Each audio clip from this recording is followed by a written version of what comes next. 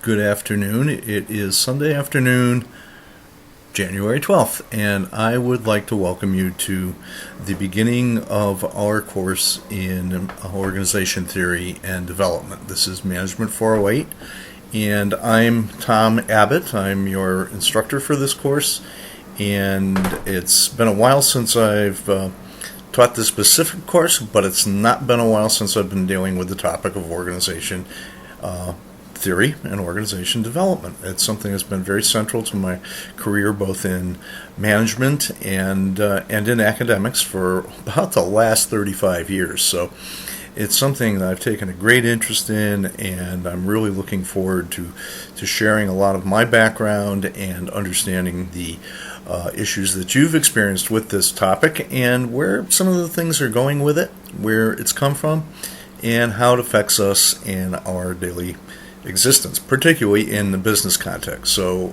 once again, welcome, and I'm very happy to be here.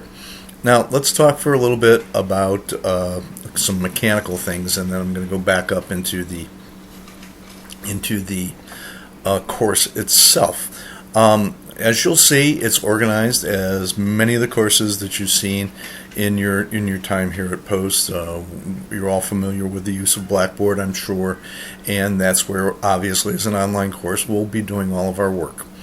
And you'll notice also that everything is pretty straightforward, from the educational materials, the setup of the course, all the look and feel that you're used to is right there. And it's a very comprehensive course. It's a lot to get through in 8 weeks. And so there are writing assignments, there are discussions. And one thing I would like to point out right up front is I place a very high value personally on discussion.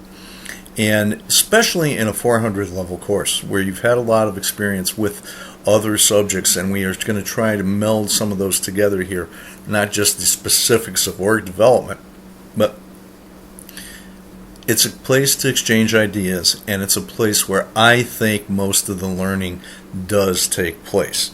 And it's where we'll share ideas, where we'll challenge ideas, and where we'll hopefully develop new ideas. And so that's very, very important to me. So really, if I have one thing to ask you for, please make sure you're up in those discussions, because one of the funny things is, an assignment you can make up, an assignment you can backtrack and do, a discussion, you can't be part of it going backwards, can you? It's not a real discussion. So it's really important that we follow our practices, that we try to do things in a timely manner, and be thoughtful. Be thoughtful, be original, and be yourself. Bring your experience, bring your thought. I know you're probably sick of the phrase critical thinking, but it's an awareness of everything that you've done, and let's keep that discussion where we're displaying that capacity for critical thought. Okay, that's very important. Week 1 here is upon us, and what I'm generally going to do is I try every either late Sunday or first thing Monday morning to record a video where we talk about the week to come and the week that just was. Seeing as this is the opening discussion, we're going to talk about the week to come. But next week what we'll do is we'll review what we've done and take a look at where we're going.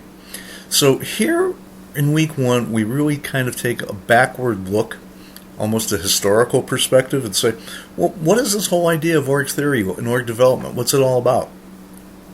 And if you stop and think for a minute, we've all been directed and directly affected by organization for our entire lives. Your family's an organization.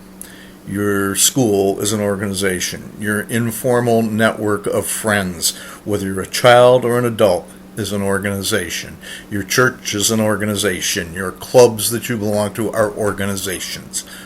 Well, we're going to start to look at, why do they exist? How do they formulate themselves? How do we understand the existence? And how do we affect that for the maximum benefit of the members of the organization and the stakeholders around those organizations? Those are extremely important points.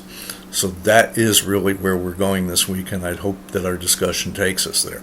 Oh, and by the way, we do have an introductory discussion where we really want to get to know each other as well as we can, because there's a lot of people in this class. Right now there's 22 students. That's a lot of people. That's a lot of work. That's a lot of chances to get a lot of ideas. And I think we need to make sure we're taking advantage of that large number of people, not considering it as a problem, but boy, it's a real resource. So let's look at it that way. I really ask that you, most people, take a look at this opening video, and then unfortunately, as the course goes on, we tend to fall off. Don't do that. It's where I'm going to bring you a lot of detail about not only the course material, but maybe some hints about assignments, some announcements of what's going on, some looks at other events, and of course this is a very dynamic subject, so it can change week to week. So there are going to be introductions of new material frequently. This is the first place you'll get alerted to them. So that, in a nutshell, is where the class is. I'm looking forward to working with all of you, and I hope you have a very active, very beneficial, and very, very meaningful experience in this class. As you can see in the introductory section and in the course information, I will be as accessible as I possibly can. I've been teaching a post for, I think this is my 14th year now, so I'm pretty familiar with the answers to a lot of questions that you may have.